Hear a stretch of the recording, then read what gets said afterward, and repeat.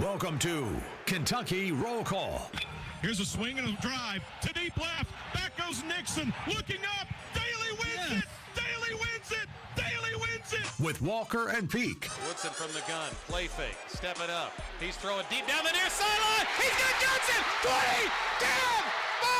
Touchdown. Kentucky. When Mitch called me and talked to me about being the head coach here at Kentucky, I understand the assignment. We are here to win banners. Back outside. This is the point where he always hits it. Oh! Aaron Harrison beyond belief.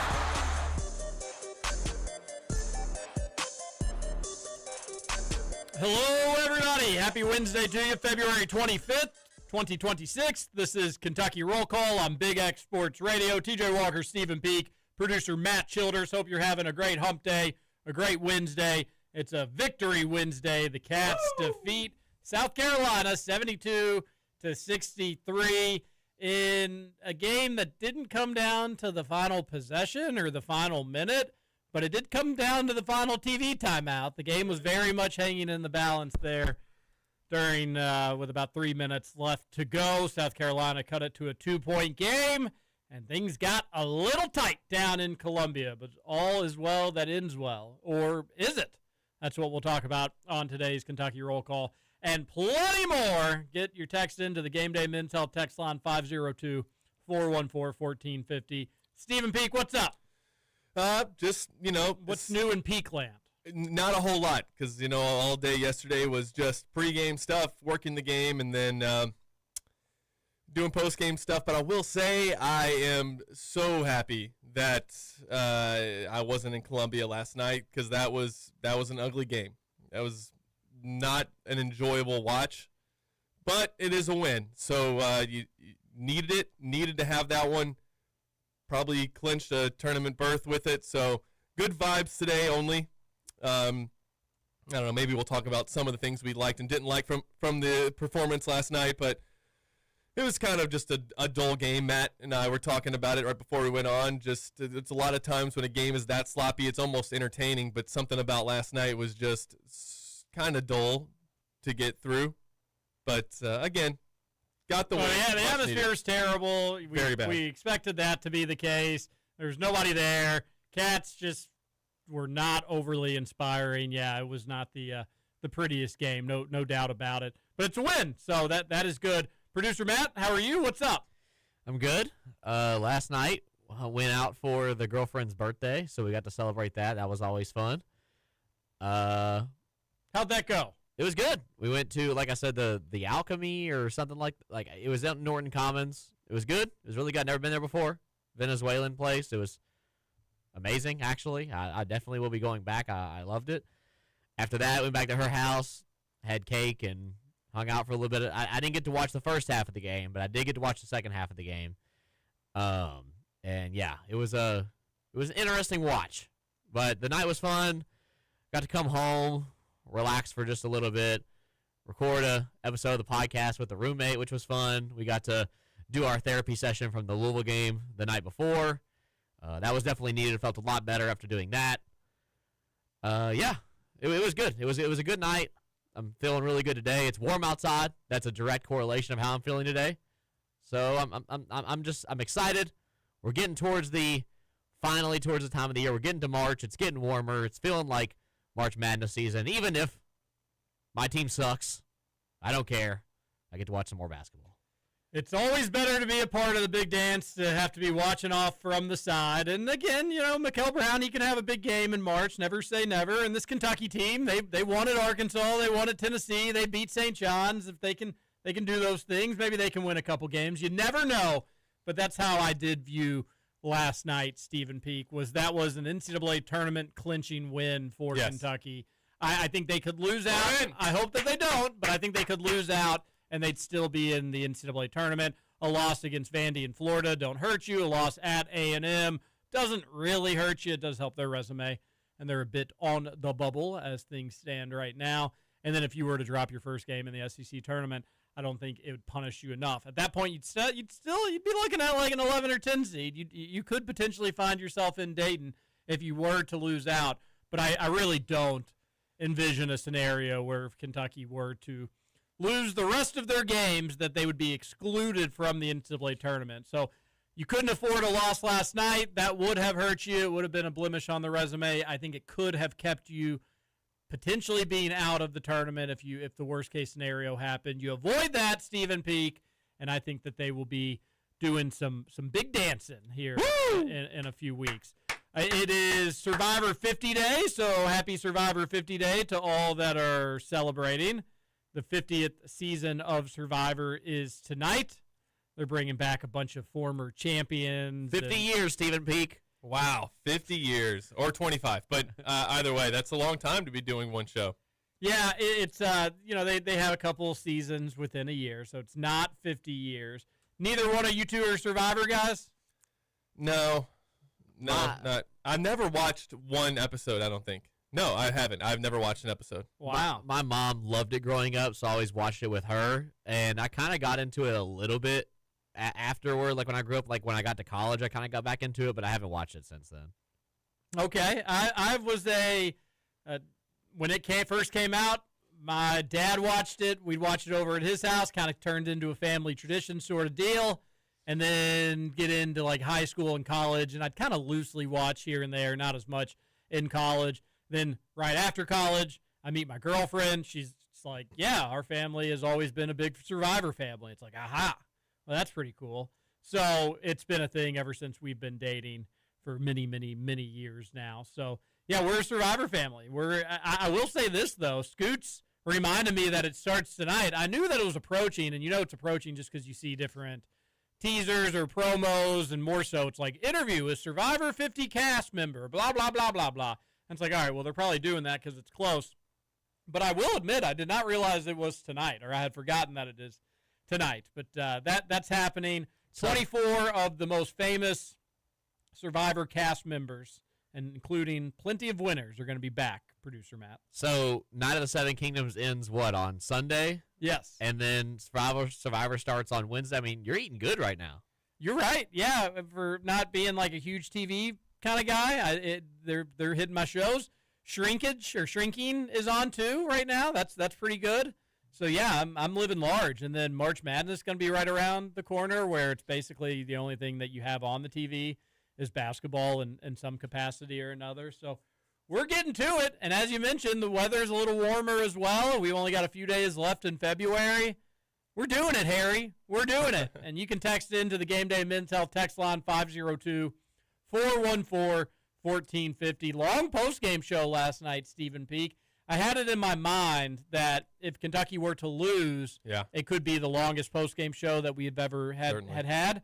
But if Kentucky were to win, especially in an uninspiring kind of a ho-hum, not overly dramatic win, which is kind of exactly how it all went down, I was worried we wouldn't get hardly any calls.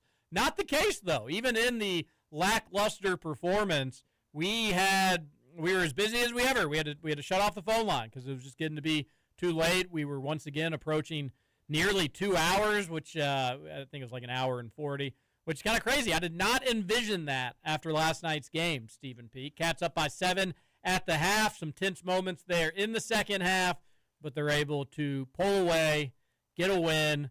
Mark Pope did a great job when South Carolina cut it to 2, just under, 3 minutes, right around there, give or take. He calls a timeout.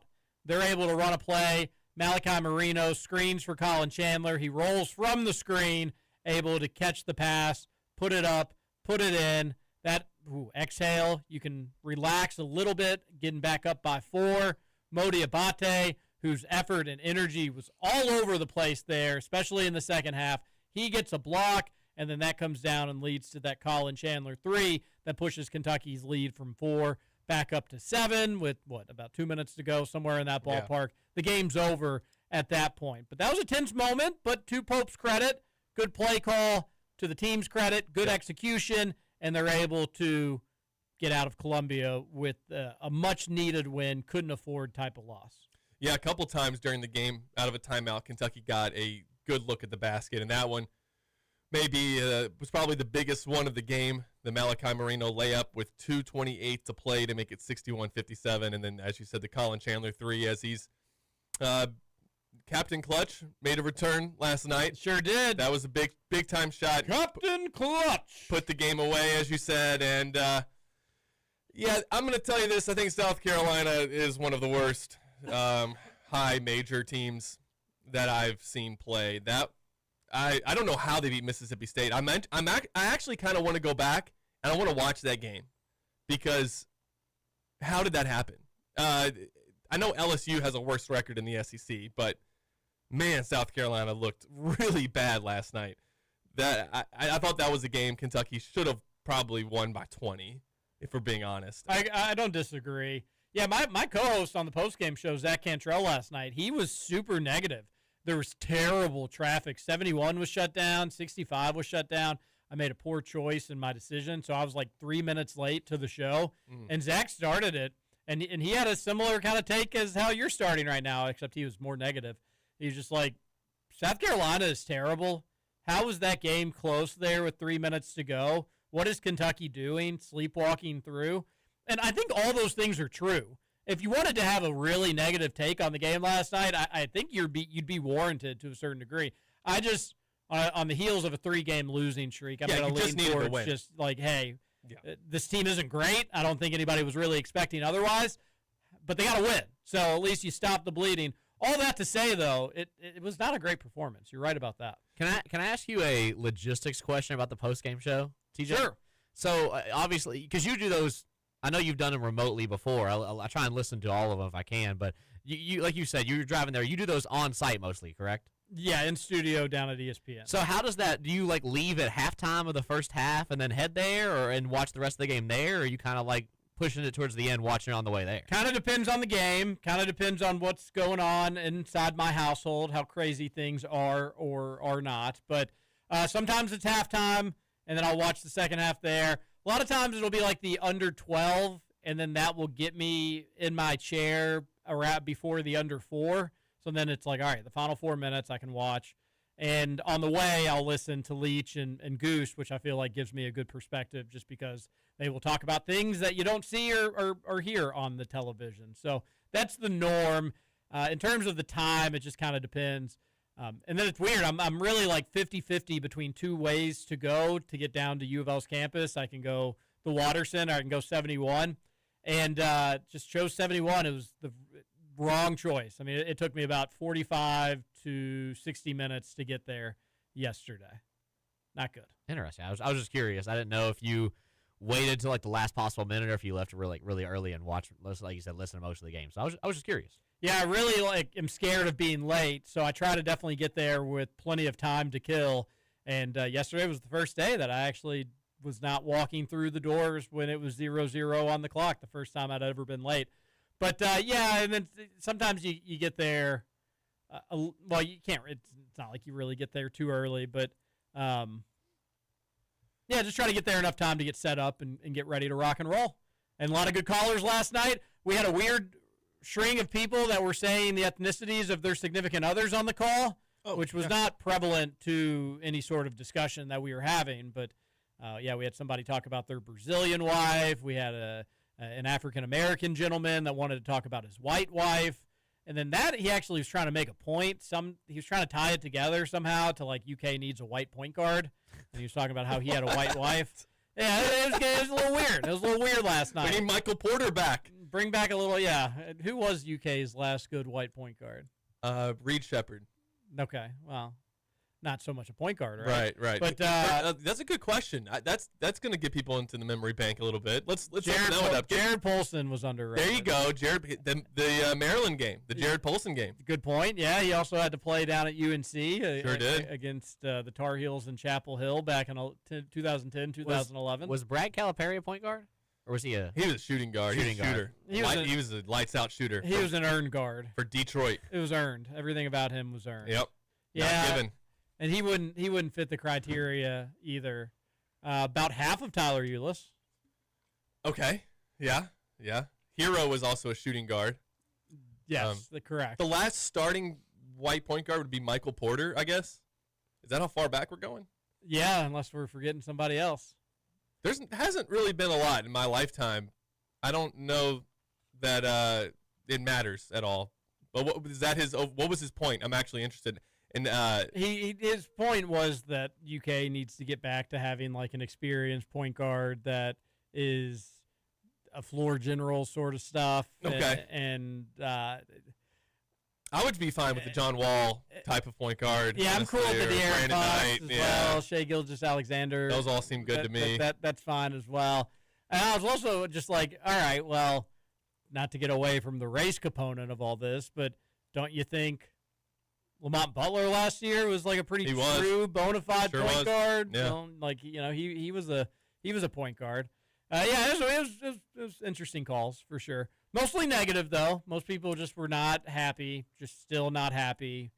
South End Josh wanted Kentucky to lose because he thought it may speed up the moving on from Pope process, which is a wild take. It's not going to happen, and just to be rooting for UK to lose a road game at South Carolina, just no thank you. Yeah, because I talked with some people yesterday that actually had a very similar South End Josh kind of take, and they're saying we need to lose out because if we lose out, if we enter March Madness, we go to Selection Sunday on an 8-game losing streak. That's accounting the SEC tournament loss. That you would have to fire Mark Pope, and I told them so you're hoping that Kentucky completely collapses and that it would set up a next season because Mark Pope's not getting fired. He's going to get a third year. So then you're going to have a bad third year. So you're just wanting to I don't know. And I think I've said this too. I think Mark Pope's a good enough coach that he'll be tough to fire because he'll win some of these games he's not supposed to. He'll punch above his weight and knock off teams that he shouldn't beat. So I don't think that losing out, nothing about this season will end in Mark Pope being fired. It's not going to happen. Someone texted into Just the Cats this morning and asked us the question, what is the point of playing in the NCAA tournament if you don't have a chance to win? That's... I mean, I get the dream of tomorrow. I get the stance they're taking that I don't think any of our teams in the region, if we look at them, are like, yep, this is a bona fide. We have a serious chance to win a national title. I get it, but at the end of the day, I mean, you don't know what can happen. Like being in the tournament is just fun. Like it's enjoyable to watch. Well, and I would bet that between UK, U of L, and IU, that was such a bad loss for IU last night. Between those three, and it's not going to be IU, so it's really between UK and U of L. But I bet one of UK or U of L makes the second weekend of the tournament. Sure. Yeah. I would bet, well, Pat Kelsey hasn't won a tournament game yet. I'd say the odds would probably be like plus 110 right now that would happen. Yeah. I could see either team depending on the draw. That's the other thing too. We don't really know. Both teams are entirely matchup based. I think both teams themselves have to get a really good draw in the tournament to be talking like second weekend stuff. Yeah, and then if both were like in the 8-9 games and they had 1 seeds waiting for them, then I would amend that because I think all the 1 seeds are just an absolute bona fide stone cold lock to make the second weekend of the NCAA tournament. If one of the 1 seeds didn't make it, I really would be totally shocked by that. I don't think that'll happen. I think all the 1 seeds will make the second weekend, and it's best to avoid them as long as you possibly can. So Kentucky, which was trending towards that 6 seed line before the 2-game or the 3-game losing streak, but the 2 inexplicable losses to Georgia and the way it all went down against Auburn, they were looking like a 6 seed. And then now probably closer to that 7, maybe even closer to an 8 than to a 6, but probably firmly right now as a 7 as things sit with 3 games remaining. Am I on wrong the schedule. though for kind of sort of hoping for Dayton? Like is that bad? It's really not too different than South End Josh's takes. Like you are rooting for Kentucky to lose games. I'm hoping they misseed us. I think is what I'm if Kentucky wins one of the next 3, I'm hoping that they just don't seed us correctly and they give us because we talked about it before. I thought it'd be kind of cool to play in that in those games, but you never want Kentucky to play in those games.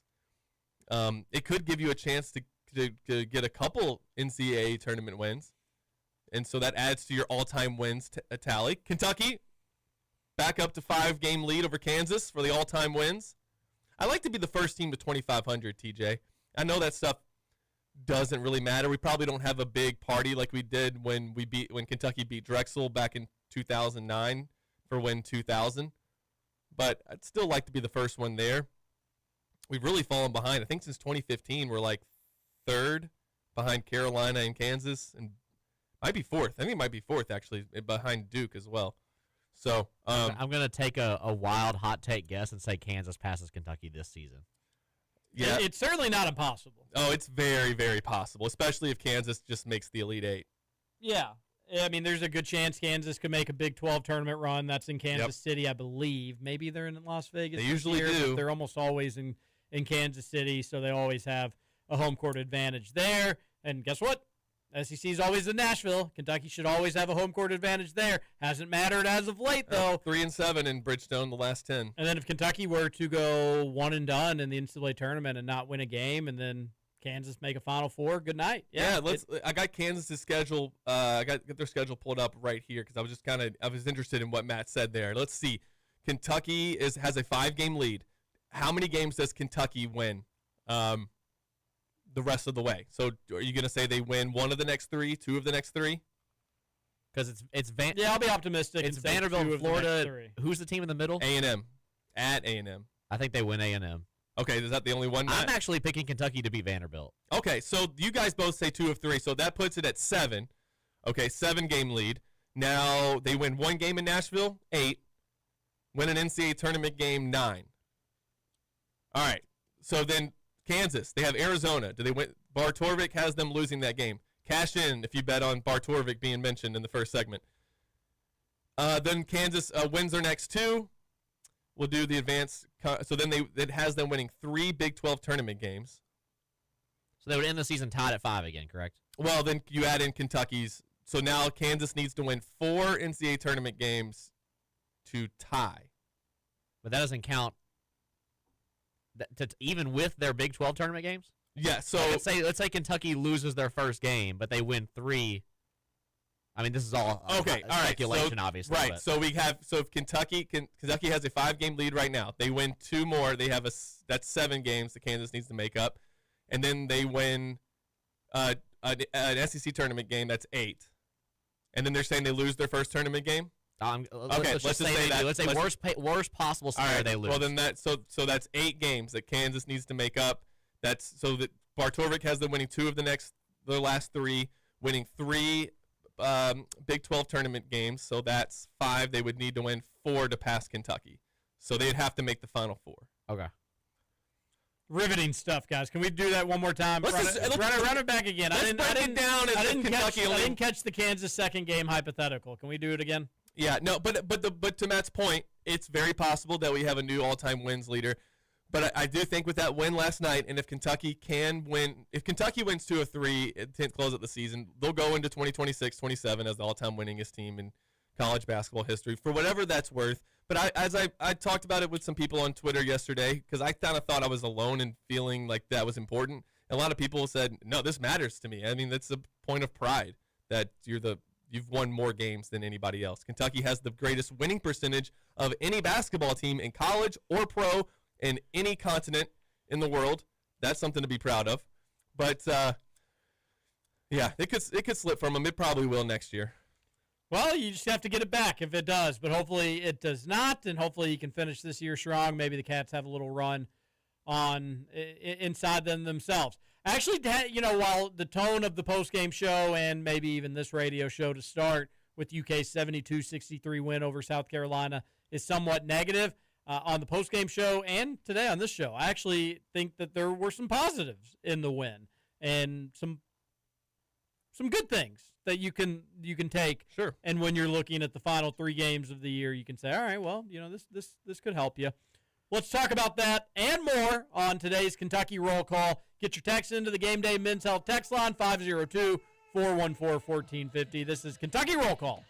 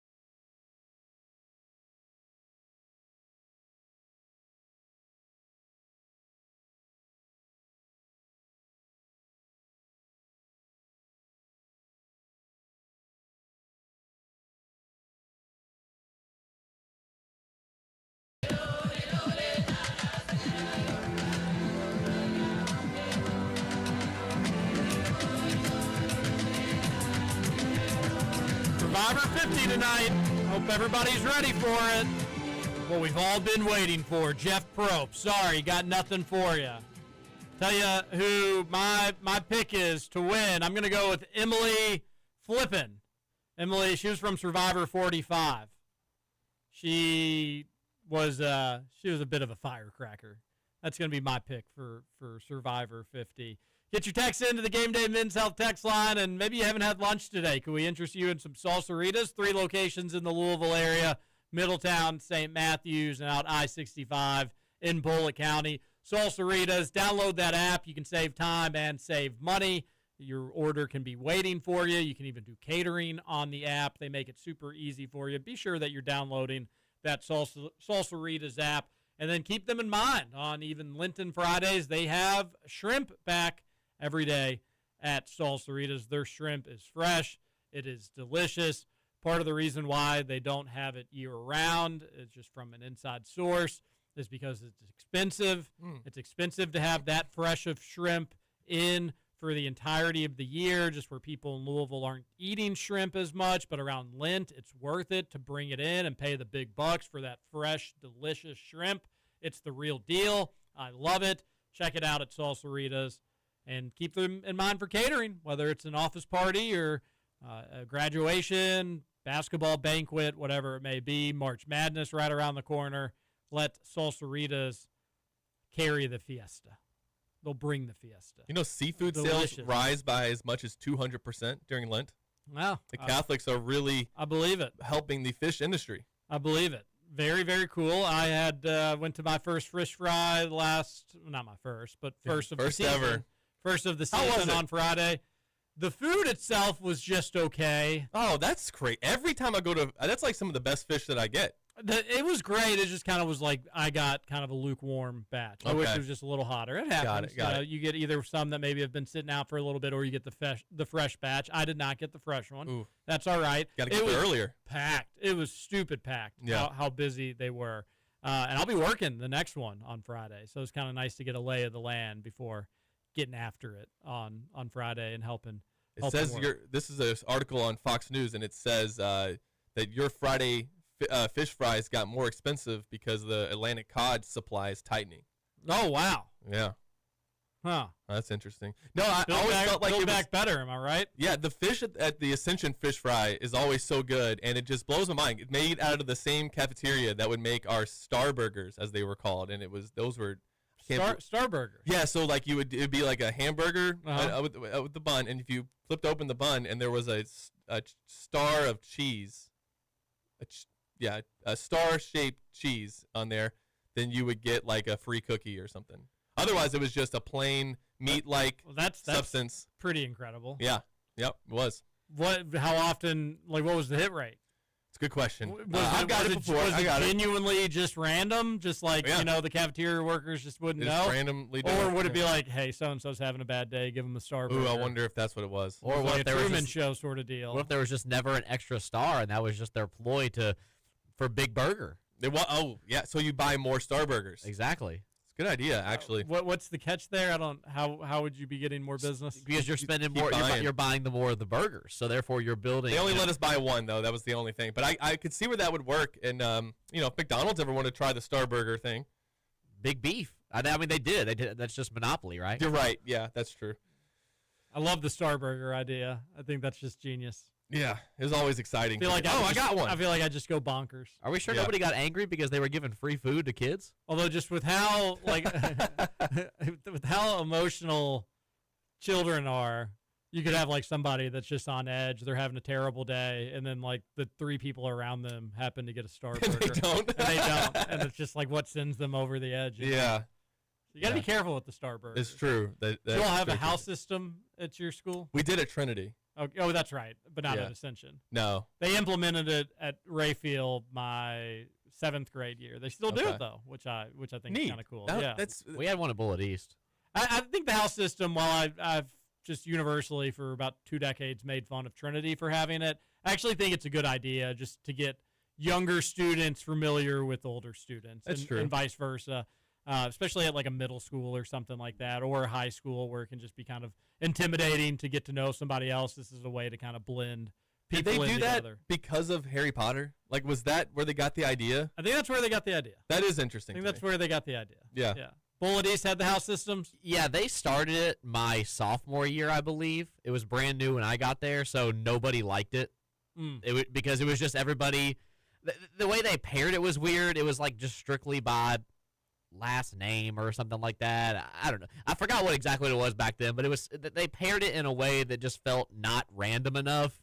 So everybody's house just had people you already knew in it, and it was like if you're going to do something like this, you're going to try and implement all these different ways to get people to know each other. You should go full in on it. It was kind of like half worked. So at Rayfield and Trinity, I know like the house names were just religious figures. What did they do at Bullet East? Oh man, I forgot. Just like different Bullitt County legends.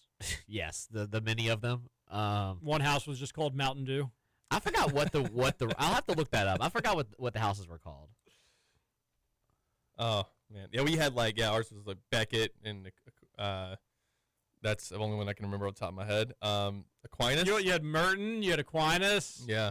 You had Seton, right? Seton. Yeah. How do I know your house is better than you know your I don't house? know. I knew which one I was in. Always hated the idea that you had to play your intramural basketball with your house. Didn't love that. We got to team up with whoever we wanted, and you all were stuck doing it with. That's your house. why I cared a lot more about the intermediates where you get to play for your old grade school. Man, I'm looking at a list of famous people from Bullitt County, and woof. How many are there? The Wikipedia category has like 16. Wow.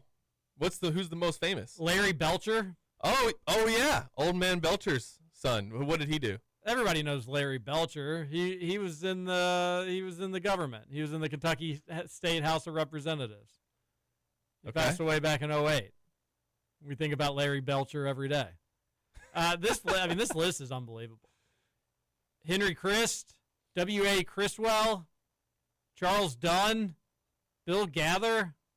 He's a blues musician. Yeah. Peyton Griffey, Thomas Huff, Darlene Hunt, Logan James, Monique Jones. I mean, there's got to be more. There's got to be somebody more famous from Bullitt County. Producer Matt. James T. Moorhead, was he? Claim your county. Wait, was he the guy who came up with Moorhead State? There's no way, though, right? Are you asking me to name somebody who's famous from Bullitt County? Yeah, somebody more famous than all these jabronis I just listed. Wait, the city of Moorhead, Kentucky was named after him. Okay, well, that's still not that cool. I feel like at this point in my media career, I'm more famous than those people. Oh, I'm not convinced. I don't see. Hang on, producer Matt. Otherwise. Would that be under the P's or be under the? Would it be? They have it as Shameless or they have it as? I would Filters? say that's not my name, so hopefully, if I got to a point in my career where I was known by some people and they wrote me down as producer Matt, I would be upset. Seems like all these famous people are just local politicians. That sounds like Bullitt County. That's not being really all that famous. I agree. Wow, that's crazy. Who would have thought Bullitt County was so underwhelming? Well, besides everybody, but my goodness. Producer Matt, I mean, you could be the most famous person in Bullitt County. Isn't Shannon the dude from Bullitt County? He is. He should be on there. I mean, he really is probably the most famous person from Bullitt County. That's not hyperbole. I when I worked at Topgolf on, I think it was like a Saturday early morning, I was working. They had professional cornhole on TV. And I was like, okay, it's just random, but I was watching it. There's a guy on the professional cornhole tour, whatever it's called, who's from Mount Washington, Kentucky, from Bullitt County. That guy's probably the most famous. They'd probably get down with some cornhole in Bullitt County. I wouldn't mess with them in some cornhole. They're probably one of the better counties in the state. Not a lot much more to do when it comes to cornhole. 502-414-1450, Game Day Men's Health text line. Everybody's so negative. UK loses 3 straight games, and then they win one, and everybody wants to be so negative. I'm kidding. I get it. It was not an overly inspiring performance, but it was a win, and that's better than losing.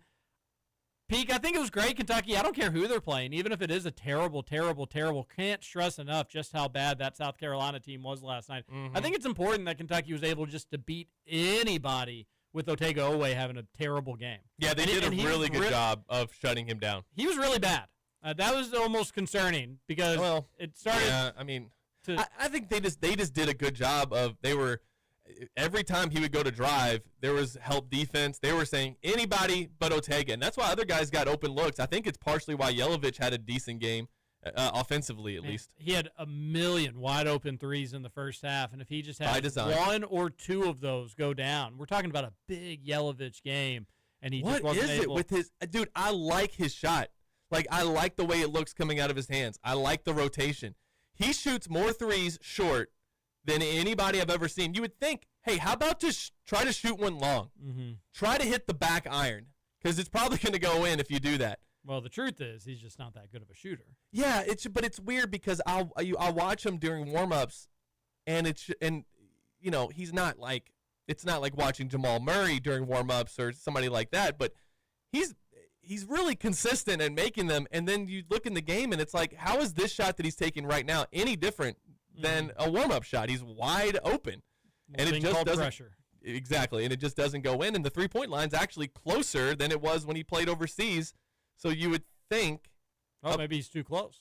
Well, he's missing them short, so you would think he'd be missing long, but he misses all of them short. He's got to keep shooting them if he's wide open, but it does get to a point that, like, that's why you're in, to hit that shot. That's why you were playing, is to make those shots. And speaking of that, Trent Noah, like, that's why he's in, and he hasn't made a shot in over a month. Yeah. He's definitely in his head because he got wide open looks. I will say, and then, there was also one that was just, like, he shouldn't have shot it. He wasn't ready to shoot it, but it was clearly, like, a trained into him. You got to shoot. You got to shoot. If we're running this play for you, if we're running a set for you, you have to shoot. And he almost, like, bobbled the ball and still threw it up there, and that was the one that, like, hit the backboard or was an air ball and was a terrible shot. But you could tell, like, he wasn't comfortable shooting that, and he shouldn't have, but it was almost, he felt like he had to, just from the way that I watched it. I will say this about Trent Noah. I like the fact that, all right, your shot's not falling. You're not a great defender. Go sacrifice your body for rebounds. And the fact that he was UK's third leading rebounder in a game that they out-rebounded the opponent by 20. 20. That is huge. That just absolute domination. Remember how big of a deal it was when Tennessee out-rebounded Kentucky by 15? Well, Kentucky out-rebounds South Carolina by 20. He had 5. So I like that Trent Noah was still getting after it. But I do think I had no hope if you would have told me going into this game that Otega Owe was 3 of 13 from the field and Kentucky lost the three-point shooting battle to South Carolina, so they are outscored from the perimeter, and Otega Owe's double-digit streak was snapped, and he was 3 of 13 from the field, I would have legitimately thought Kentucky probably lost the game. Yeah. If you would have given me those two little pieces of information, now don't tell me that UK out-rebounded them by 20 and some of the other stuff that went into the game. But if you would have told me that, so I think it is important that Kentucky was able to win a game with Otega Owe not playing well and just kind of grind through a game with Otega Owe not playing well. And you're right, South Carolina's game plan was let's throw a lot at him. I still didn't like the fact he was just dribbling the ball off his hands and off his feet and out of bounds and stuff Finally like that. got called for a carry. I feel like he does that a little bit more than they call it. Yes. Yeah, that was pretty egregious what they like. You almost have to call it because the ball just suspends in time. Yes. It's just like, it is such an advantage because he can take that at that point and shoot. Right. Or you can kind of keep it up there in your pocket and then put it back down, and it gives you a pretty big advantage with your dribble. So they needed to call that. Turnovers were an issue. That is something that's really, really annoying. You have as many turnovers as you do assists. When you had 4 guys have 3 turnovers. And Jasper, man, he is just like, I just keep thinking about what that Purdue game was like for Jasper when it felt like, wow, this kid is going to be something special. He's already doing this in the first exhibition game. Man, what is he going to be doing by March? And that we were getting to March, and I'm like, I don't think you can play Jasper Johnson. I really don't know why he even got 8 minutes last night. He is just really falling off, and those turnovers trending in last night were bad. Yeah, with Jasper, it's just I'd written down on the show sheet, what do you do with Jasper Johnson and Andre Yelovich? And I do think those are 2 worthwhile talking points with this Kentucky team. Jasper, by all accounts, really coming from peak what you've hinted at, and Jacob Polachek, who's going to be coming on the show here in hour number 2 on Kentucky Roll Call. Don't go anywhere. Always interesting with Jacob. It'll be some sort of shenanigans. He says he wants to talk 2008 Oscar movies. Yeah, he has some hot takes on the 80th Oscars. What I've learned from Jacob is that when he says these things, he's not joking. No, so we're going to have to talk about it. He's going to have some 2008 Oscar takes, which I don't. I went kind of through it, and I'm not even all that familiar with these guys. So, but some of the sentiment that you've heard is Jasper's going to leave. He's going to transfer, and he could go to Alabama or he could go to UNC. He's going to go to a place that could hurt Kentucky. Well, there is more basketball left to be had, right? So we can always change our opinions on this sort of stuff. But good riddance if that's the case. Mm-hmm. And I don't say that like lovingly. If he wants to hang around and develop in Kentucky like a good old Kentuckian, then so be it. But it doesn't seem like he's going to want to do that. He was given opportunities this year on a team that desperately needed some reliable guard play. Anything, whatever adjective you want to use in front of guard play. It needed it this year. It needed ball handling. It needed passing. It needed three-point shooting. It needed scoring. It needed quick go microwave offense. It needed slow it down and be a steady hand. If there was anything or any box that Jasper Johnson could check with this team, he was given the chances. Yes. He was given the chances, and he couldn't do it. He hasn't been able to do it. And I don't know what his best game is this year as a Wildcat. There's been a couple that he's been able to come off the bench and do a couple nice things. Let's see. He had 11 points against Ole Miss. Yeah, that one stands out in 17 minutes. He had an 8-0 run, I think, against Tennessee, which was good. The road game against Tennessee, the 12 points there. So he's shown it in small flashes, but we're only talking about a handful of times and maybe like a singular handful, like one handful of time that he's done it. A handful of time. Jasper Johnson has gotten hot and been able to do the things that he came into Kentucky to do. But I don't think the OTE did him any good. He is lost defensively.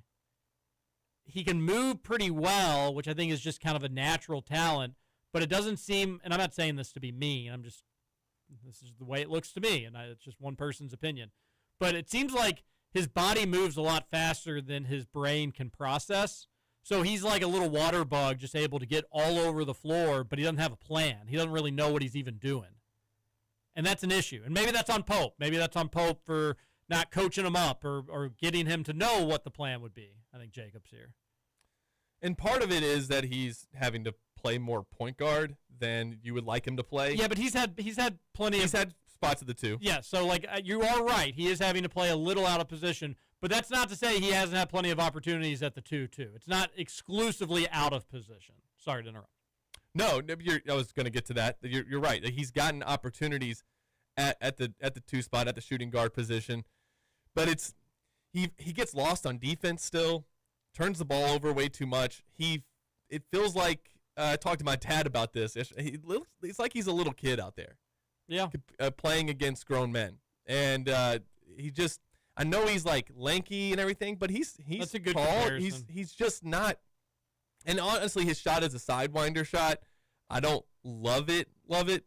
He makes it enough. What is he shooting right now from 3? That would be a good question. 8 minutes last night. 0 for 3 from the field, 3 turnovers. His plus minuses have been pretty egregious. But he's shooting a respectable like 36% from 3, 41% from the field. Yeah, he's got to keep shooting. Like if he's gonna be in, he's got to keep shooting. It's just how much do you keep playing him? And his minutes, he played 2 minutes against Auburn, 8 minutes last night. He did get 15 in that Georgia game, and honestly, Kentucky really needed him to get going, and he couldn't get going. There's Jacob making a scary face in the window. I thought that with Jasper Johnson did what he did in the Purdue game, Kentucky was going to be a top 15 team all year. Like, no problem, no matter what. Even if you didn't get Jalen Lowe back, even if, because at that point Jalen was hurt and JQ wasn't playing, and I thought even without those two guys, this is a top 15 team because the production they're getting out of Jasper. Of course, it was an exhibition game and blah blah blah. But that's what I thought, and he's not been that consistently enough. So therefore, Kentucky is not a top 25 team, and true that they certainly are not. Jacob, you're welcome just to come in here early if you want. I know we only pay you for the 1 hour. You imagine paying him for an hour? I know. I opened the door to see if you wanted to come in, but Jacob, you want to go and come in? Okay, he's busy. He's reading. He's reading his notes, getting ready for hour 2. Oh, he's reading a book. Okay. Hello, Jacob. How are you, buddy? Here's a microphone. Stop yelling at me. Jacob Polachek from On3, Rivals.com, Kentucky Sports Radio. San Diego, and the Clifton neighborhood. Yeah. Hey, you have 5 minutes real fast. Do you have any 2008 Oscar takes? Oh, don't get me started. Where'd this come from? He's been reading some Cormac McCarthy. Hi, this is Jacob. I recently, so for the longest time, I thought No Country for Old Men completely deserved its Best Picture win. I thought it's still an awesome movie. But I recently watched There Will Be Blood and No Country for Old Men in the same week. I think There Will Be Blood's the better movie. I'm sorry. You think the Academy got it wrong? What about I Am Legend? That came out that year. It's so hard because I think No Country wins in basically any other year of the 21st century. And I think There Will Be Blood wins any other year. Yeah. But the fact that they're both in the same year, that's just a monster year. And I think I give There Will Be Blood the edge. Yeah, there's a Reddit thread. 2007 was arguably the greatest year in film. So I do have a rebuttal to that because I do think like the top two, they're whoa, Superbad, I Am Legend, knocked up 300. Okay, but 2013 as a year. Yeah. Oh my God, just well, what came out in 2013? You look it up. I'm the sports guy. Okay. 42 was a great one. Iron Man 3. That was not a great one. The Wolf of Wall Street. I still have not seen it. Frozen. Oh, you haven't seen Wolf of Wall Street? My daughter, huge Frozen fan. I mean, Cars knockoff movie, funny little cars. Captain Phillips. Monsters University. Atlantic Finally, Rim. The boys grow up. Pacific Rim. Learn about life movie? a little bit. I do. Dallas Buyers Club. Jackass movie. Presents Bad Grandpa. Bad Grandpa was funny. I thought that movie was funny. The Conjuring. So were you just joking about the 2013? Yeah, these are all terrible. I mean, like you look at the Oscar year that year. Whew. Oh well, the Oscars. Well, then it would have been the 2012 movies because it's the year. No, it's the 2013 movies for the 2014 Oscars. Oh, okay, I got you. Yeah, all right. Yeah, I mean, I think 12 Years a Slave won that year. Okay, that's a good one. That's a good movie. Wolf of Wall Street's a great movie. Dallas Buyers Club is great. There's another one that I'm forgetting that's just a great movie in that list. American Hustle's great. But you're Captain Phillips. God, I'm the captain now. This is a terrible year. Jared Leto won an Academy Award. Come on. Nebraska's great. Her? See, I didn't know if this had anything to do with Nebraska, the Bruce Springsteen album. I'm an Alexander Payne fan, and I think Nebraska's an awesome. Should I watch this? Yes. Released in black and white, the story follows an elderly Montana resident and his son as they try to claim $1 million sweepstakes prize on a long trip to Nebraska. How does Nebraska get a big album named after them and then a movie named after them? I think I'm going 2008 over this. Okay, yeah. Jared Leto won over Jonah Hill and... I mean, I think 2008 at the top, like nothing beats that. But I think the wide range of movies... Did you read the book No Country for Old Men? No, I just started The Road. Yeah. No Country for Old Men, the book, better than the movie. Yeah, I've read it. I wanted to read that, but I was like, I've already seen the movie. I haven't seen the movie The Road. I heard it's not as good. So I'm like, I've heard the book is amazing, so I might as well read something that I don't. Sure. No spoilers, by the way, on the text machine. Spoiler free here. My gosh, great year for Gravity. Gravity. It won like 4. Yeah, see, Gravity was just like an okay movie. Yeah, it's fine. Yeah, exactly. Like it was good, but should it be winning a ton of awards? And if it does, and if it should be, then 2013 to me is the year you just have a ton of good movies. like more good movies than ever. But like 2008, the top of the top is just. I think There Will Be Blood's a better movie. Well, we were having a decent little basketball discussion. We were talking Jasper Johnson. Oh, Jasper. Oh, the Kentucky basketball player. Andre Yelovich as well. Yes. What do the Cats do with those two guys? I did hear at one point during the broadcast yesterday, maybe I heard this wrong, Jasper was on the court at the time, and they were talking about Michi Johnson, and they said something about him being the only Johnson on the court, and I wanted to correct that because he was not the only Johnson. Well, they made a reference to Johnson & Johnson a little later on in the podcast. Yes. So. They're playing us off. Being played off. Thank you, guys. That's Jacob Polachek, everybody. For his weekly segment, it's getting shorter and shorter every week. No, we'll be back. More Jacob, more Kentucky roll calls. Stephen Peak, TJ Walker, producer Matt Childers. Back after this.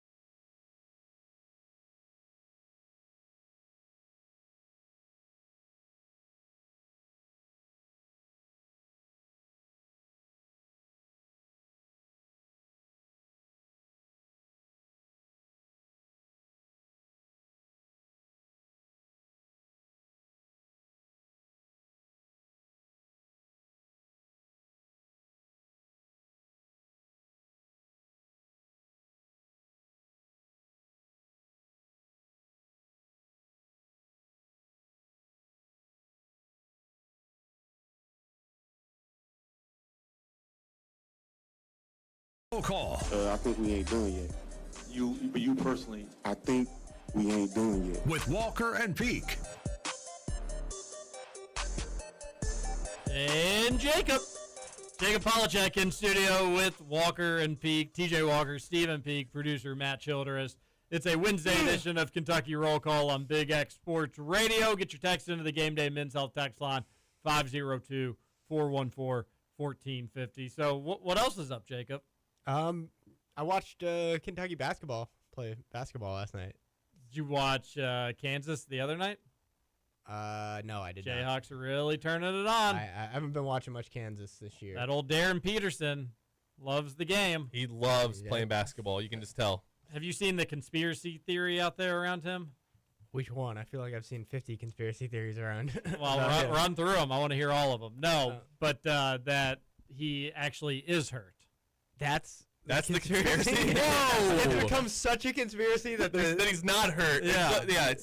Wow, things have really taken a full circle here. This one's easy to poke a hole in, but no, that's actually out there. I wish I would have written down the podcast that was talking about it. That he actually does have an injury, but they don't want it to get out there that he has an injury, so he's kind of playing through an injury, and he's actually super tough. People just don't realize. Wow, I just don't believe that at all. That's the worst PR take I've ever heard. My take is a very boring one. Mm-hmm. I think he has a nagging injury. I think that it's nothing that will take him out for a long time. That? And then, so you're kind of buying into this conspiracy. He's gonna have to go take a physical at some point for the NBA. He's the number one pick. They know he's the number one pick, and they know that AJ Dybantz is really close. And they're just like, we need to keep playing, but we also don't want to risk a long-term injury. And it's like they're just being ultra cautious, which is a boring take. So it's kind of what have they said that? No one said that publicly then. I mean, didn't Self said something publicly that got talked about. Yeah, but Bill Self himself came out and was like, if you want to turn the narrative, just play the games. Yeah. Why would he say that? Why would he say that? Issue. That's why I don't buy the conspiracy. His camp, his people are being extra cautious, but Self wants him to keep playing. Well, yeah, because he's coaching the team. I did love what AJ said when asked about. He wasn't asked about Darren, but he said, like, if my team needs me to play 40 minutes, I'll play 40 minutes. AJ is my number one pick. If you asked me. Yeah, I love that attitude. I love that he's a winner. He wants to go out there and win. So I don't want somebody I'm worried about the longevity of my career, which everybody is. Everybody's concerned about that. I think I would have Acuff up there near the top as well. Yeah, 1, 2, 3. And Cal said something similar where he was in a boot before that 49-point game, and that they were talking about sitting him out. And he was like, "No, he I'm not played sitting out. 50 minutes because those guys want to go ball." Yeah. In my head, it's still.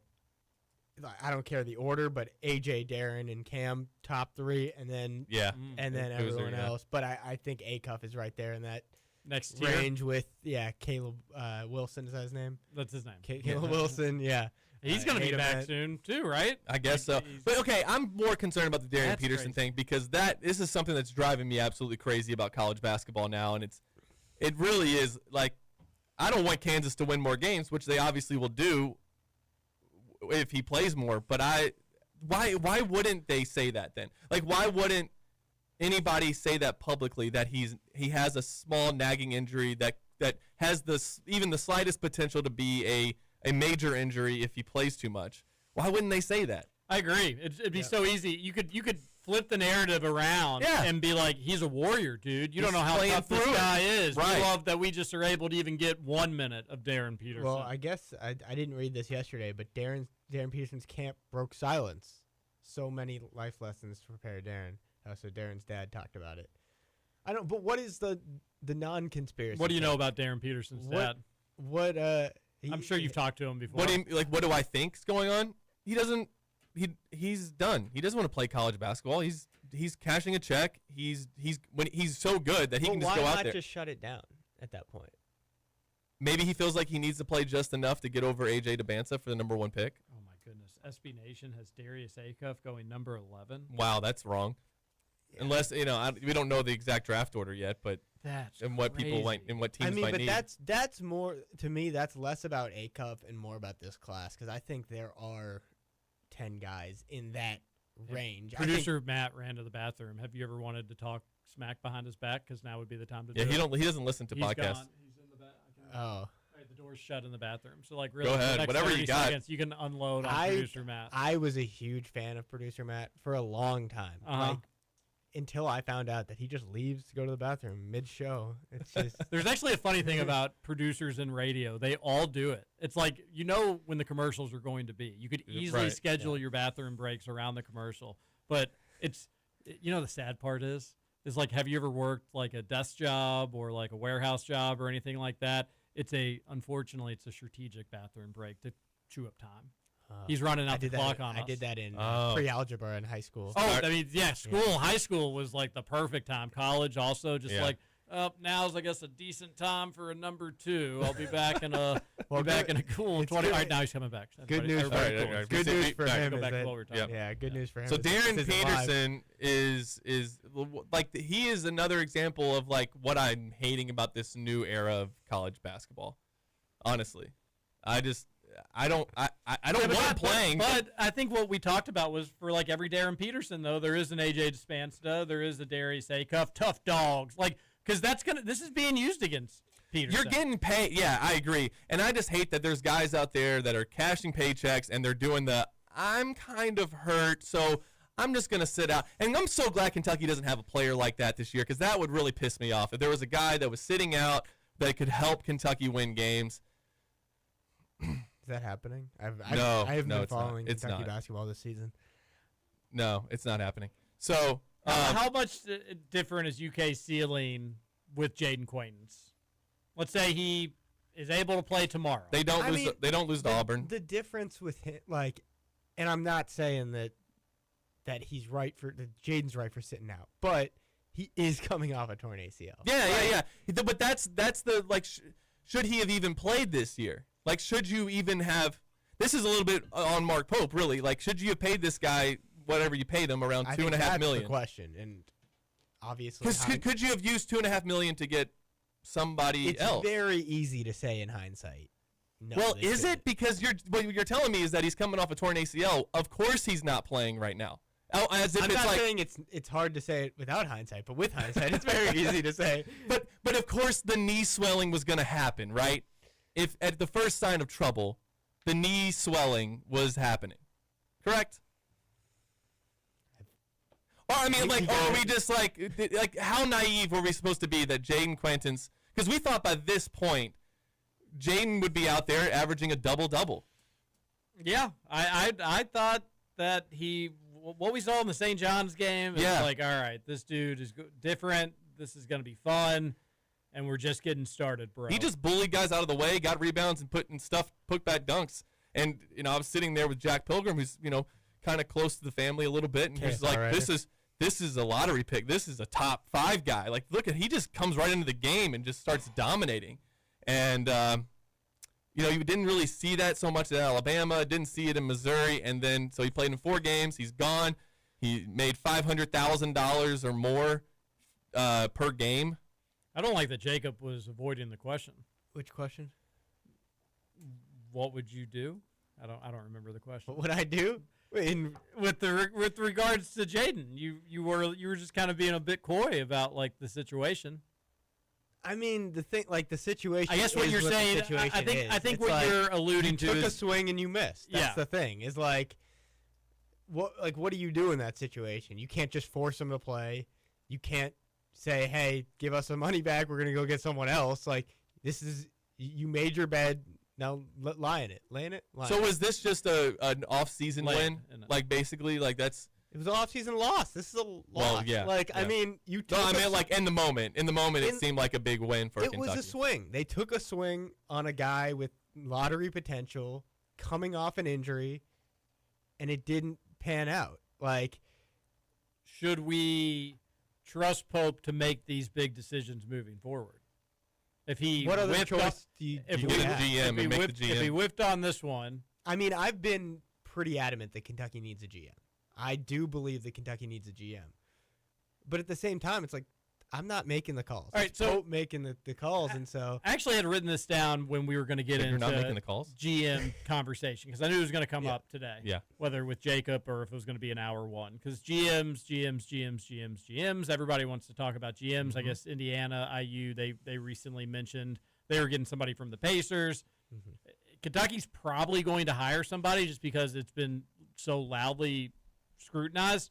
If Mark Pope's assistant recruiting hires haven't been able to bring in recruits, why would his GM hire be able to do that? And I know that they are different positions. You are operating differently. Your day-to-day jobs are different between an assistant coach that has to wear a lot of hats, between recruiter and just coach. You know, you're with the kids or you're with the young adults on campus. And then a GM's job would be, I'm not coaching anybody. My job is just to worry about the future of the program, make sure the contracts and all that stuff are happy.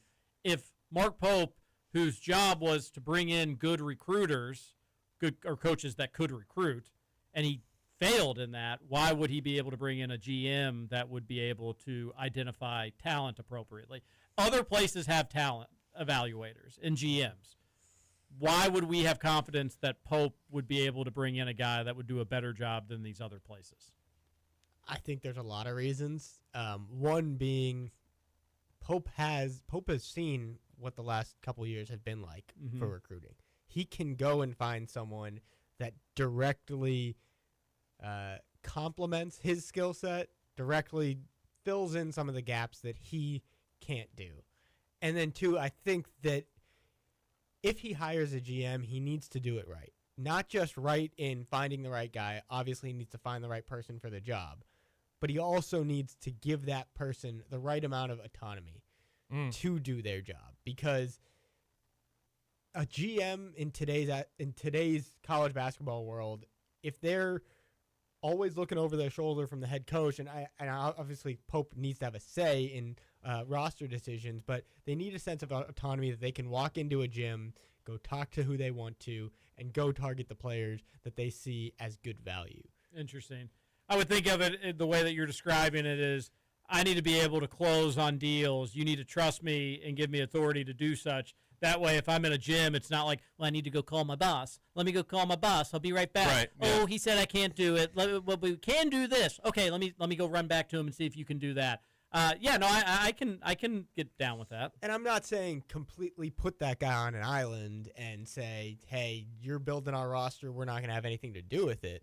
But just give that person a lot of decision-making say so that they can build a roster and Pope can focus on what he does best, which is coaching this basketball team. We've all seen it. Yeah. Like, Pope looks visibly stressed about this team. He looks like he has too much on his plate. And a GM takes a lot of that off his plate and does the things that Pope isn't known for doing best. I totally understand what you're saying. I guess I'm just playing devil's advocate with legitimate concerns as a Kentucky fan that it almost just seems like you're replacing the blame. It's like, all right, well, no, we haven't been able to recruit well. If we get a GM, that will solve it. And it's just, all right, well, what if that doesn't solve it? What if we're not happy with UK's recruiting efforts with a GM? Where do you turn then? Well, no, then it's back to JMI. And then you talk about how the autonomy of a GM is important, but that just obviously doesn't mesh with Mitch Barnhart at all. He's not just going to let some guy go out and wheel and deal money with college student athletes. Are you kidding me? You know, like it almost seems like if Pope could get the job done, we'd have evidence that he could get the job done, and then a GM is just going to be the cherry on top. But instead, it's almost like, all right, you don't have the chops, and now you're just running and looking for anything that's going to stick. I think the difference is, like I talked about when Jack and I put out that recruiting story. Mm-hmm. I said, like, the responsibility at the end of the day falls on Pope. Yeah. You're the head coach. You did. The buck stops there. And so he hires a GM. At the end of the day, Pope is still the face of the program right now. He's running the show, and it all comes back on him. So a good GM hire will reflect well on him. A bad GM hire will reflect poorly on him. And then at the same time, just having someone to take on those responsibilities. I'm not saying this isn't a novel concept, hiring a GM. This isn't something that I'm saying, hey, Kentucky needs to go hire a GM. They need to do something so different than that these other programs aren't doing what everybody else is doing. They need to do what other programs are doing, and it's worked at some programs. It hasn't worked at others, but I don't think it hasn't at the programs where it hasn't worked. I don't think it hasn't worked because they have a GM. It's because maybe they don't have the infrastructure in place for that GM to be successful. Which in Kentucky should not be a problem. You're going to have the money. Exactly. Kentucky should be a program where a GM is essential and does a good job if you make the right hire. So we can come up with these hypotheticals of, well, what if they make the wrong hire? What if the GM doesn't get control and doesn't do a good job? But at the end of the day, none of that detracts from the idea of they need a GM. I like this tweet. This is from one of Mark Pope's former players, Utah Valley State, Jordan Poydras. Am I saying that right? Yeah. Jordan Poydras. He said, when a GM is involved, decisions move faster and contracts are written better in many cases. For a handful of coaches, negotiations can get emotional, which is some feedback that we've heard about Pope before, and it's good to have that separation from GM versus head coach, working directly with a few of these GMs, facilitating deals for their guys, and I'd say the difference is real. So when all the other teams, and Kyle Tucker, we're going to have him on the show, I think, next week, what he's put out, Michigan, Duke, Arizona, Illinois, Florida, even though Florida's GM is a little bit different in maybe some of the role that he has, these are the top 5 teams in college basketball, 5 of the top teams in college basketball, and they all have a GM. So I would just say, let's do what the top teams in college basketball are doing so we don't fall behind. We've actually done really well in the different eras of college basketball. Like, talk about the one and done era, went and got Cal and was great for several years. The early parts of the transfer portal, I thought Cal was early too and got some great players from that. Reed Travis is one of that I think of. The kid from Bucknell, I forget his name now, but he played for La Familia 2 years ago. Nate Sestina. Mm-hmm. He made some good moves in the transfer portal there. But now it feels like this is this totally new era of college basketball, and Kentucky is playing from behind now. I mean, Kentucky football went and hired a GM, exactly, and then they went and hired an assistant GM to do that job. So, and obviously, college football is a completely different sport. You have more roster spots. It's a different landscape. But you mentioned it. All these top schools have a GM. Kentucky needs a GM. Like that's it. It's not controversial. No, it shouldn't be. I would love for them to hire a GM and see just results after results after results. I guess my only concern is that you wouldn't. Like it just wouldn't really change. But it does make me wonder, why can't it can't be simply just that they don't have a GM, that you're not getting players, because you have the money. And what are these assistant coaches and what are they not able to recruit? Is AB not able to reel guys in? What are they doing? I mean, an assistant can only do so much. Okay. I mean, they're building relationships, getting these guys on campus, and at the end of the day, then it's Pope that's got to close. But if you have a GM, that closing. Does Arkansas have a GM? I know they have a GM for athletics. It's like I think Calipari just promoted like the operation, like the because they hired the guy from the Celtics, but I believe he's now like in charge of GM for. Let Ray Surratt carry a little weight around that place. Yeah. That's what I say. Let him be the GM. Because I mean, like he can look down on everybody. They signed a bunch of they signed some good players. They got Darius Acuff, and that was just Chin Coleman, right, leading the recruitment on that. Was it? I thought it was. I don't know. I mean, Cal played a big role in that. Of course he did, right. I was going to but yeah, the assistants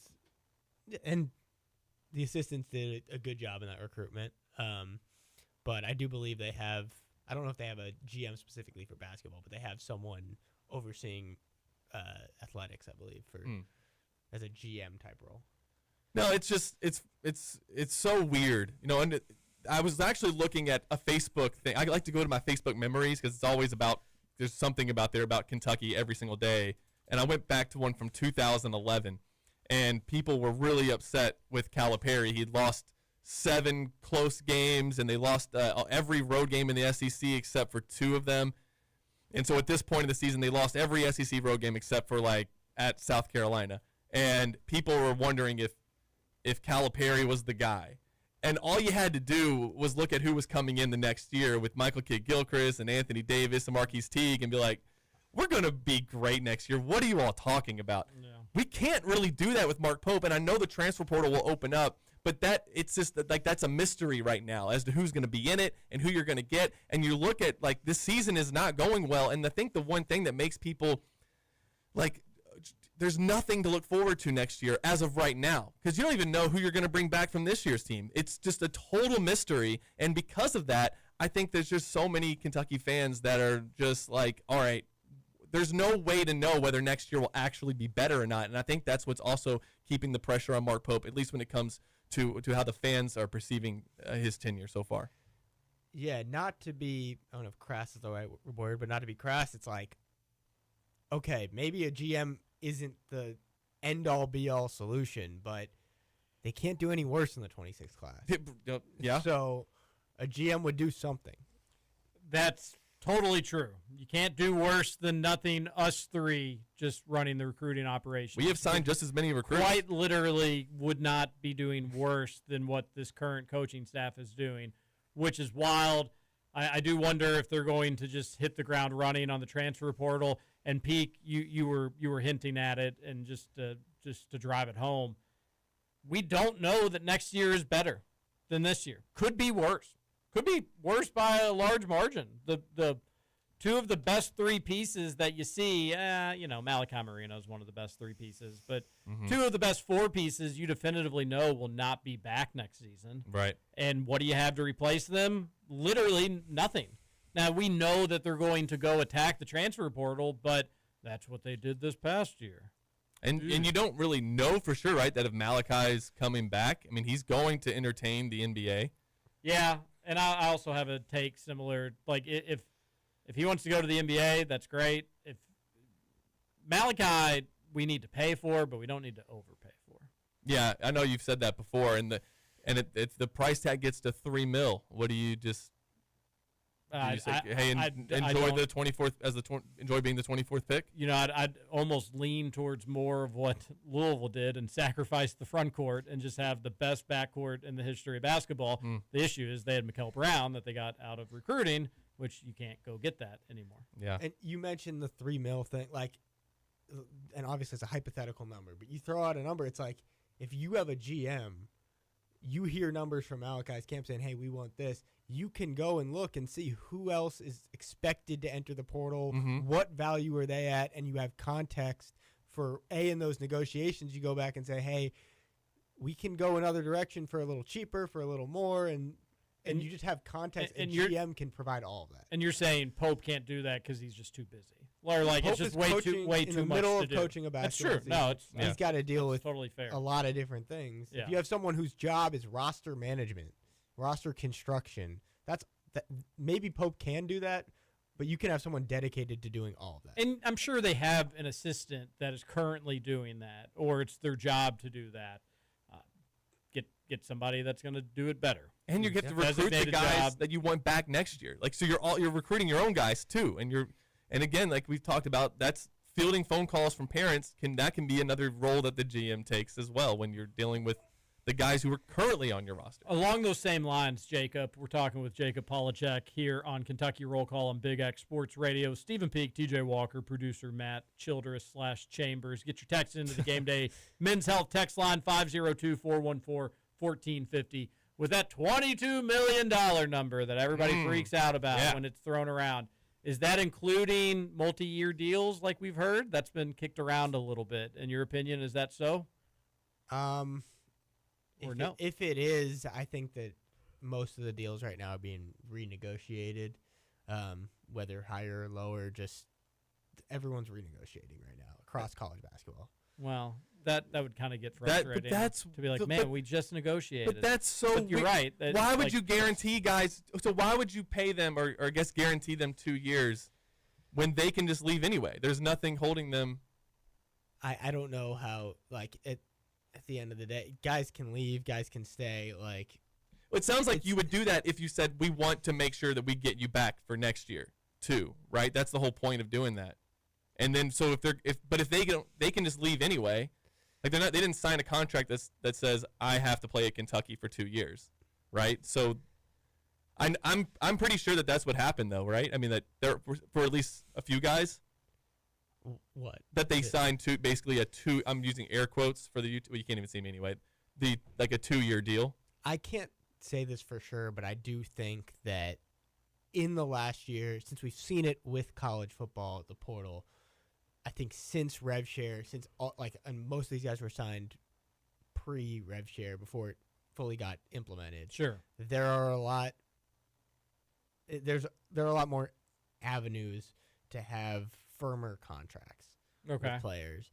And so you're comparing these past deals to what's coming in the future is almost comparing apples to oranges, if that makes sense.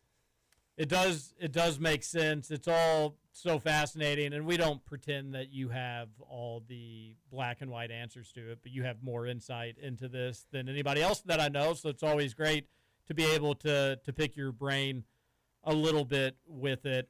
Let me put your feet to the fire just a little bit on a little rapid fire yes or no, okay? I'm just going to say a name, and you'll say if they're back at UK for next season, okay? Colin Chandler, yes or no? I think he'll be back. Okay, well, not in the spirit of the game. You said yes. I didn't agree to that. I'm going to get in trouble with just yes or no answers. No, Malachi Marino. This is all hypothetical. I think so too. Modi Abate. This is a big one. This is one that I'm really curious your opinion on. Feel free to give more than one word. I mean, 50-50 is a boring answer. Yeah, it is. And my next answer is going to be even more boring. Oh, wow. Teaser. Good for radio. But I think that I think he's one that you make a decision based on what the market looks like. Yeah, when you were just saying that, like, there are renegotiations of contracts for some for higher, some for less, I just wondered what his would be. You know, can I answer that? And he's not coming back. Because you want to win a title next year. He's probably somebody that is going to say, all right, UK, like, this was fun. We'll be happy to run it back for this price. But we're going to go see what else is out there. And some school could just throw a bag at him, and he's like, all right, I'm going to go take that. But at the same time, I don't know. I think he's been good this year, but I don't know what he's done this year that completely increased his value from a year ago. So I don't know how much more leverage he would have. He's shooting 8% from 3, so like that's. Hey, I thought he was up to 10%.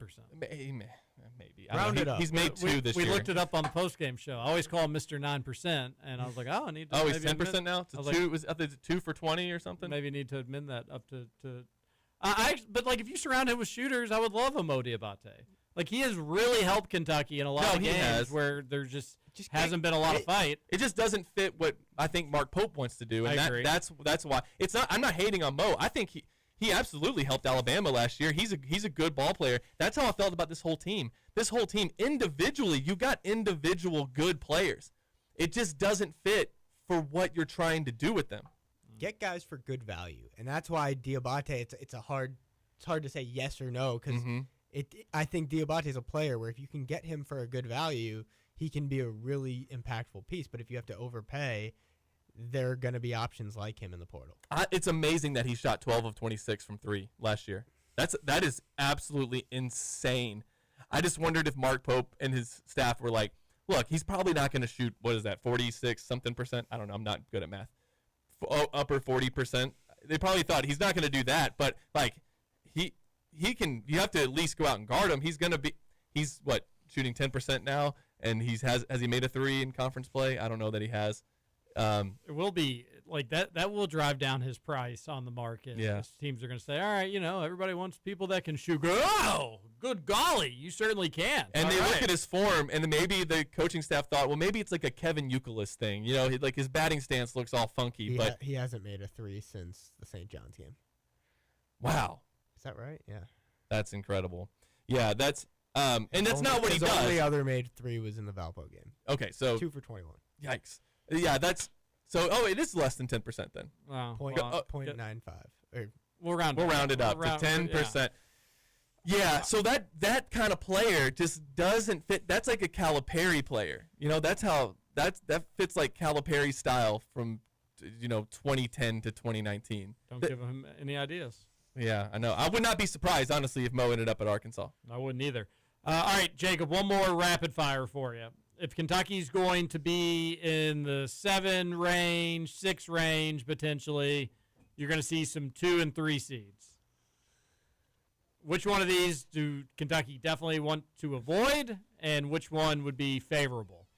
Michigan State, Virginia, Gonzaga, Florida, Purdue, Illinois, Houston, Iowa State. That's a lot of teams. It is a lot of teams. I mean, Florida's one I don't think they want to face. Probably wouldn't, most likely. But yeah, that's one. Let's see. I couldn't keep track of all those names you just said. Gonzaga, I'm not too afraid of as far as. Well, they beat Kentucky by 35. Yeah, that's one that I would say. I mean, that is true, but that was a long time ago. Yeah, a lot's changed since then. We lost Jalen Love. People can change. Yeah, I mean, and Cam Williams. Yeah, that's true. They did lose to Portland. He may be back. I mean, in reality, all of those teams scare me if I'm Kentucky. I'm just trying to think which one in those I guess Purdue. You beat. Purdue, I don't think you'd be too scared of. That could be potentially a second-round matchup in St. Louis where it could have a bit of a crowd advantage. Yeah. That's not impossible. That's one that definitely jumps out to me. And then Virginia, it's not your older brother Tony Bennett's Virginia team. They can actually score and put up some points, but they also are good defensively. I think you roll the dice with them. I don't want any business of Illinois. Get them away. Florida, absolutely not. Gonzaga, no thank you. Michigan State. Hey, they can't play any worse against Gonzaga than they did the first time. You're right about that, but they could still play a lot better and still lose by a lot of points. Michigan State, that was thorough and definitive, but that was November. That one wouldn't be my favorite matchup, but I also think you could do a lot worse than that. So how did I answer my question for you? I think it was good. Good. At the end of the day, I'm not too confident in Kentucky against any of those teams. That's what it sounds like, Yeah. and I don't think you're alone there. All right, we're due for our final commercial break. The radio show is rolling and calling along. We've got one final segment on your Hump Day edition of KRC on Big X Sports Radio. Should I stay or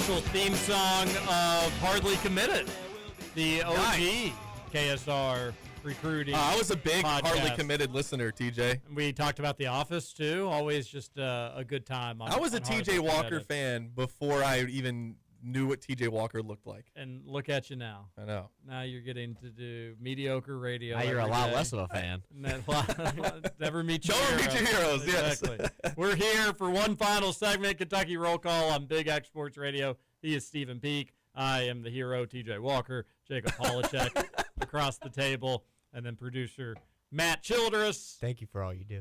You're welcome. You're welcome. Should we read some texts? We got a lot. We got a lot of text. And Jacob, you wanted to mention all the portal names that you've been hearing, right? No, I'm kidding. You got to subscribe to KSR Platinum for that. There you go. Yeah. Whoa. There you go. We have a new level now. Yeah. Is that just where you get to text you? It's just It's text group? just me, and I won't answer. Why does Cameron Mills say that the $22 million number is not true? What information does he have that others doesn't? Why does Cameron Mills say a lot of things? All right, I'll take that one, and then I'd like to know what did you all think. But hey, if the number isn't real, how about leak that to media members so that they can report that number isn't real? Because it's a target on the coaching staff and on the players, honestly. I go back to this all the time. Every time Kentucky loses a game, I'm wondering, why did you put that number out? Why would you ever do that? And if that's true, if what Cameron Mills is saying is true, then why not have Mitch Barnhart or somebody associated with the coaching staff say to a media member, here's the contracts. Obviously, this isn't adding up to $22 million. So do with that what you want. Wouldn't that be helpful at this point? Because I think isn't that a big part of what we're talking about this season being a failure? Yes. That he was given this much money. And by the way, Cameron Mills is wrong. It was $22 million. Wow. Pete's coming out and saying I'm going to say with 95% confidence that it was either $22 million or it was right around that $20 million number, and then you're just splitting hairs at that point. Jacob, do you disagree with me? What I'll say is I think Kentucky had the highest paid roster in college basketball this season, and after the season, I think I don't want to box myself in, but I should be able to provide some more light on how much they paid certain players. Some receipts, if you will. Yes. All right. Interesting. That's something to look forward to. And, again, I say it every time that we have this $22 million conversation. I actually don't think it's the worst thing in the world to leak that information. Obviously, when it backfires, it's a tough look. But I can see the appeal behind it. I am in the vast minority in that opinion, so I could be wrong. Obviously, I'm not, but I could be wrong because nobody really agrees with me on the merit behind doing that, which, just to bring it up again, if you've heard it before, I apologize, but sometimes we do get new listeners, believe it or not, I just think the appeal is everybody thinking you have a ton of money means everybody's going to hear you Everybody's going to answer your phone call, but you should get that. Yeah, okay. You're Kentucky. Everyone's going to hear you out anyway. Not so much lately. I mean, But what has Kentucky done in the last decade? Maybe it gets your foot in the door. Maybe they pick up the phone, but then at the end of the day, they're going to be like, "Oh, you're only offering this?" But I thought you had $22 million. Well, why are we not? You have $22 million, which we all do agree that is the number, or right around it. Give or take $1 million or $2 million. That Kentucky does have it, though. Then they will have it. Yeah, but then their guy's going to be like, "Well, we need to be making 2.5 minimum. My guy is going to be a starter for you, or he's going to be your sixth man. He's going to make the most threes." I think it makes the conversation when it comes to the negotiating table a little bit on the player's side rather than Kentucky's side. Jacob, I'll let you have another follow-up. So I think the $22 million thing, looking back on it, people think that was like a huge bombshell, which it was a big deal. But at that point, when that number was released, everyone had already talked about Kentucky as being one of the highest paid rosters in college basketball. We already knew that. I think what the $22 million thing did is it gave people something to latch onto with this roster. It made it tangible. It made it tangible, and it really put more of a target, whereas this is the highest paid roster, but we don't know that for sure. That's just what people assume. The $22 million made it a lot more tangible and made it a bigger target rather than just, hey, this is the highest paid team in college basketball. And Todd Golden brought it up in the post-game presser. Bless you. Unsolicited. And he Well, it's a $22 million roster, highest paid roster. I agree with you, Jacob. We already did, and the Denzel Aberdeen thing was proof of that, and the way that all happened. And obviously Todd Golden wasn't happy about it, but I do think that by having that real number, because then you can compare it to, oh wait, like how much did Alabama get? They only had $8 million. Well, dang, like how is Kentucky spending more than double, spending $14 million more than them, and still unable to be in the ball game? Similar to what Jacob was saying, it was like when Nigel Pack, what was it, $200,000, $400,000, when that number got first thrown out, it was just, all right, now we're actually hearing a physical amount. A lot of dollar amounts have been kicked around, but with Nigel Pack, $200,000 or $400,000, whatever it was, people were like, oh my goodness, I can't believe it. With the $22 million, and I agree, to finish the overall point, it was just to say the Lexington Herald leader, Ben Roberts, they're not just making those numbers Exactly. up. They're not just making it up. They're actually getting it confirmed via somebody close to UK. Sometimes when you hear those guys talking, if they're doing a radio bit or a podcast or something, they'll talk about when, we heard in practice. Mm-hmm. So they're talking to people associated with the staff. Sure. That $22 million number, Cameron Mills, I think he's trying to. They're not just throwing it out. See, I think when Cameron's doing that, it's because he's trying to help out his boy. I think it is. I think he is too. And that just proves that it was the wrong thing to do to leak that number. Well, and also could just be intentional confusion where Pope's telling that 96 team when they're all out to dinner, oh, it's not $22 million. You can't believe anything you're hearing. And they should leak that to somebody. Do they not talk? They don't really talk to local press as much as maybe they should. What do you leak? What? That it wasn't $22 million. That's what Cameron Mills is doing. Well, yeah, but it has to come from somebody that's not that close to Mark Pope. I mean, it really does. Like, it has to be the Lexington Herald leader. Would be a good I see one. what you're saying. Just somebody else. It needs to be reported on. Yeah, because when that number came out, if it was wrong, that would have been a good time to say, hey, they would have called Ben and said, hey, Ben, that number is a little inflated. Here's what it actually is, or here's about where it's at. It's really closer to 15 or 16. We still spent a lot, but it was like telling people it's $22 million. That's gonna, and I mean, the Vanderbilt brought it up in media day. There are a lot of people. At the end of the day, if Kentucky was winning this year, we wouldn't care. It wouldn't matter. But that's the point that you I know that story came out preseason when everybody thought Kentucky was going to go to the Final Four. So it was like, look at how much money we've raised. I think it was like a flex from somebody else in the athletic department to say, look at how much fundraising we've done. You think we're behind on NIL? Ha ha, we spent $22 million. You guys are wrong. And I don't know who that would be and who that would benefit, but I feel like that might be the case. It just does make you sick to your stomach to know that Kentucky spent, give or take, $22 million on its roster, and it includes none of these amazing freshmen. Yeah. It's an insane freshman class, and you spent a ton of money on your roster, and you didn't get any of them. That stinks, and you're going to run it back, and you're going to do it again, which is not ideal. If you feel the same as South End Josh, please text me your number into the show and let me know, TJ, so I can set up a meeting to bust these brain-dead fools in their nose. Thanks. We don't condone violence on the Gameday Men's Health text line. We just promote testosterone, healthy testosterone levels, and peptides, Jacob. Peptides. Got to help the peptides. Has anyone asked Mitch the direct question, why don't we have a basketball GM? Same with Pope. Simple question. What were their answers? Oh, boy, the word salad Pope Mitch was would asked give you. about it. He gets asked about it every once in a while. Pope Barnhart would just talk for probably 7 minutes just to be like, well, gee golly, we want to do things. We're examining everything. We're going to look at everything. Pope gave a bit of a word salad when he was asked. I guarantee. And he talked about how it could hurt. He said sometimes, what was the quote? That's not good. It was something about how it's not always a positive thing. What are you talking about? It's not always. When's the last time you coached as a college coach where you had a GM where you had a negative experience? It's never happened before. So what are you talking about? If you do it right, it's a positive thing. It should always be a positive. It's a negative thing. Just don't do it wrong. But that's the case with anything. Don't make the wrong hire, and it won't be bad. And make the right decisions when you're coaching, and never lose a game. If you go undefeated, nobody will care if you have a GM or just not. Go undefeated and get every great player. Yeah. Just do that. So there was a quote in, I think, Tyler's piece that she put out recently where it said, Yeah, that's a complicated space, but also makes it great. Like, we love, man, this job is so great. It's like everybody's job, the things that you love about the job. It is. It's just word salad.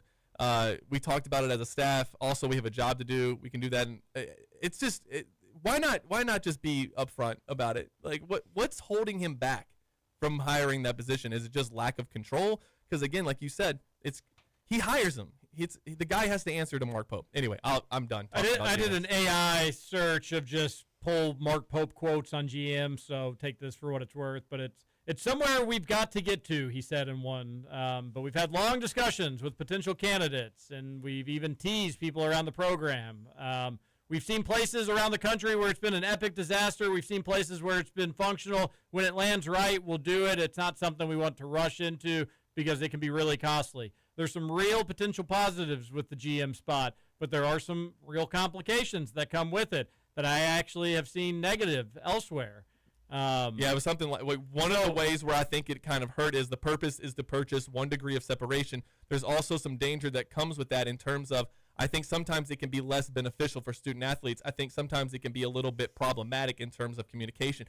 Where is he getting that from? So he's got a unique example in his mind of somewhere that it like. I bet it wouldn't be too hard to kind of poke around and prod around where he would be thinking or what he's talking about, like where he thinks it's been detrimental or an issue or a major problem.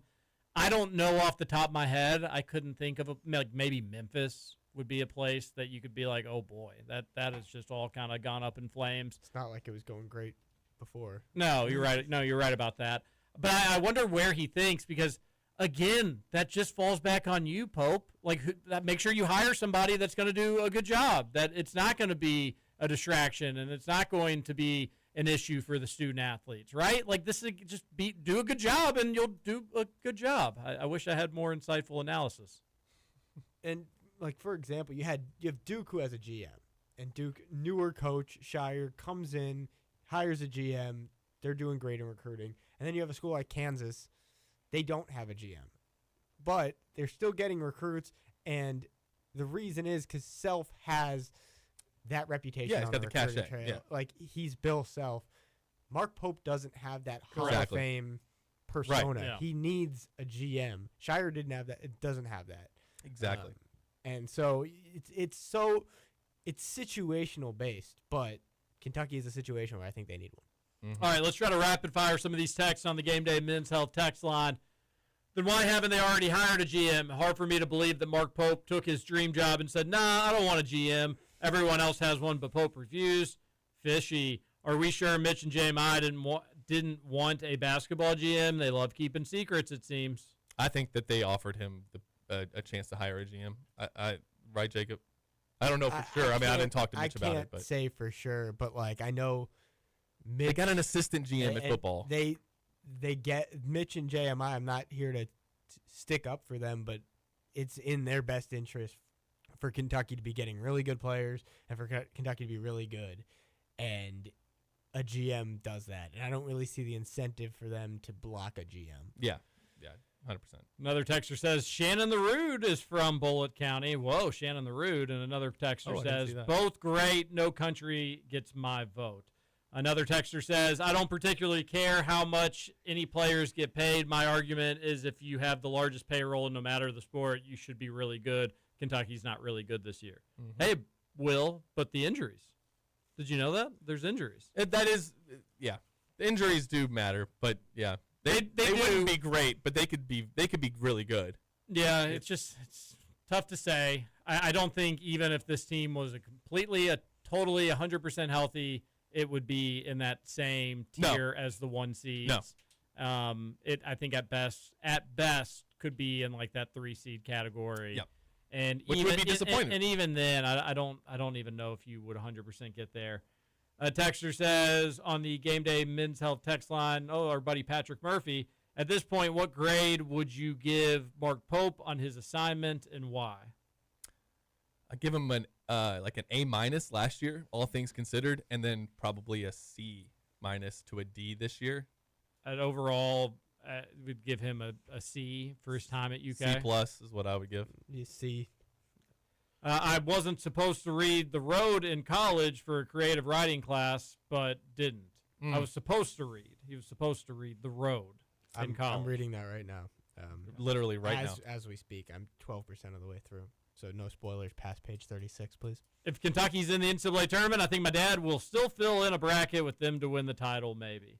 I never wanted, I'm a big Cats guy, but I've never been one to just blindly put UK in the middle. I'm actually more likely to do the opposite and have them going out as an emotional hedge. Yeah, I do that a lot. I don't really care so much about my bracket. 2012 and 2004 were the 2 times I picked Kentucky to win it. If I actually think they're going to win it, I put them there. So, 12 I did, 15 I did, 17 I did. So, I think 19 I did. I legitimately thought they were going to win the title in 19. Yeah, I had Duke that year. That's a choke job by Coach K that he doesn't get held accountable for more than he should. That team was so good, they didn't even win the ACC that year. They lost it to Virginia. Oh, was that Zion? Zion, Cam. They should have lost in the second round to Taco Falls. They should have. Yes. Yep. They got bailed out. Mitch and JMI are control freaks. That's all I can think of is they don't want a basketball GM. Another texter says, and I think Duke will be one of them. As saying that 1 seeds will get upset. One of the 2 1 seeds will get upset. Not in the first 2 rounds. Just not happening this year. And I do think there's some tricky 8-9 seeds, but the 1 seeds are just a tier above. Mm-hmm. Another texter on the Gameday Men's Health text line, our buddy John here. Hey, I believe the basketball Cats need at least one more victory just to make sure that they are in the big dance. I would feel a little bit more comfortable with that. My gosh, I hope we keep winning and this gets better. We'll got to go talk to you later. Hey, John, you were wearing Evansville stuff this weekend. What's up with that? Thought you were a big Cats fan. UK takes 2 of 3 against the Purple Aces. Shut them out. Was it game 3? Evansville won? Yeah, 1-0. That's not good. No. 2 bad losses. Yeah, 2-2 week for UK last week. That's not what we're looking for. WKU tonight. Got to win that one. Yep. You don't like to say a must win in early February. I'm saying that with a half smile on my face, but you really don't. You don't need to lose this one. But it's gonna be a nice little day out at Kentucky Proud Park. Get out there if you can. I'll have it on in the background at some point today. This is how you fix this UK. You pay Stokes whatever it takes. Keep Chandler, Cam Williams, Marino. Grab the rest from the portal. There's actually an update on Stokes from, who was it, Tipton? Joe Tipton, yeah. And it's not good. It's not good. It is behind the KSR Plus paywall, so I won't give any spoilers. It is worth reading. It is worth subscribing to. But those updates haven't been good in quite a while. I think they've been maybe not good for Kentucky, but worth reading updates. Yes. Okay. That's fair. Giving you the hard sell here. Kirby says, I understand he does a lot and we rely on him like crazy, but when the media is going to talk about always turnovers and missed layups and bad fouls and most important parts of every game, if I see him just dribble out of bounds right in front of the defender again, I might self-destruct. Hopefully we make a run and put this team just sucks to watch. Pope needs to hit the offseason transactions in the worst way. Just want to watch some good basketball. You and I both, Kirby. We certainly do. And let's be real. He's a plus positive. He does more good than he does bad. You just have to live with that stuff.